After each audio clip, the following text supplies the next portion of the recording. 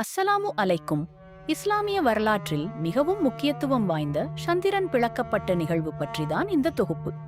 ஹிஜ்ரத்திற்கு சுமார் 5 ஆண்டுகளுக்கு முன்பு ஒரு பௌர்ணமி இரவில் இந்த அதிசயம் நிகழ்ந்தது. மக்காவின் தலைவர்களான அபூஜஹல் மற்றும் வலித் பின் முஹீரா போன்றோர் இறை தூதர் முஹம்மது ஸல்லல்லாஹு அலைஹி வஸல்லம் அவர்களைச் சந்தித்து அவர்களின் தூதுத்துவத்தை சோதிக்க ஒரு சவாலை விடுத்தனர். நீர் உண்மையான இறைத்தூதராக இருந்தால் வானில் இருக்கும் இந்த முழு நிலவை 2 துண்டுகளாக பிளந்து காட்டும் என்று அவர்கள் கூறினார்கள்.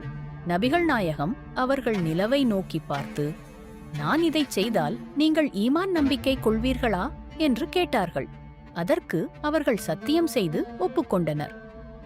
உடனே நபி அவர்கள் அல்லாஹுவிடம் பிரார்த்தனை செய்துவிட்டு தனது சுட்டுவிரலால் நிலவை சுட்டிக்காட்டினார்கள்.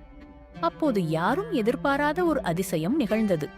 அதன் ஒரு பகுதி அபூ குபைஸ் மலைக்கு மேலாகவும் மற்றொரு பகுதி கொயைஹியான் மலைக்கு மேலாகவும் பிரிந்து சென்றது.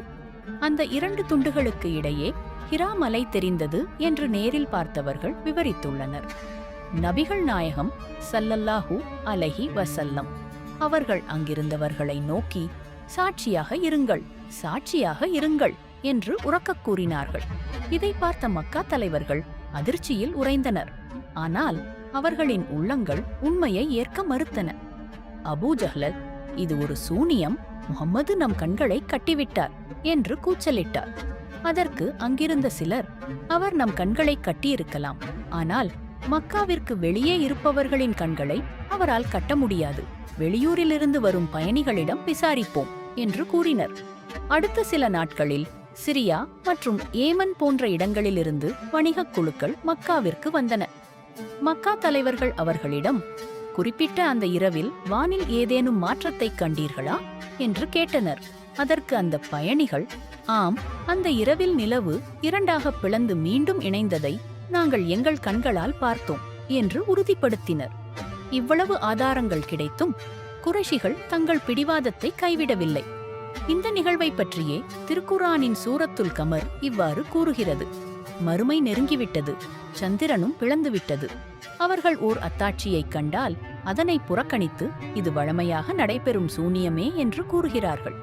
இந்த நிகழ்வு கேரளாவில் சேர்ந்த சேரமான் மன்னர் பார்த்ததாக வரலாற்றில் பதிவிடப்பட்டிருக்கிறது. ஒரு நாள் இரவு தனது அரண்மனை மாடத்தில் அமர்ந்திருந்த சேரமான் மன்னர் வானத்தில் நிலவு 2ஆக பிரிந்து மீண்டும் இணைந்ததை கண்டார்.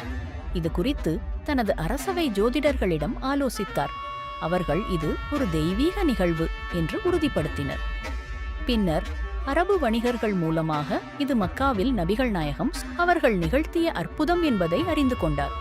இந்த அதிசயத்தைக் கண்டு ஈர்க்கப்பட்ட மன்னர் தனது நாட்டை பிரித்துக் கொடுத்துவிட்டு அரேபியாவுக்கு பயணம் மேற்கொண்டார்.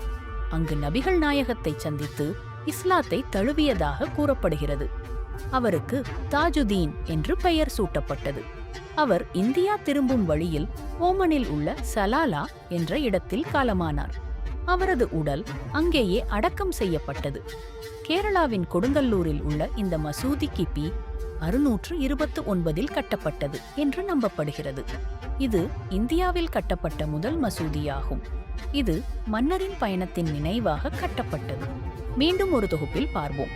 எங்களுடைய இந்த காணொளியை பிடித்தால் உங்கள் நண்பருக்கு ஷேர் செய்து அடுத்து வரும் எங்கள் காணொளியை பார்க்க சப்ஸ்கிரைப் செய்யவும்.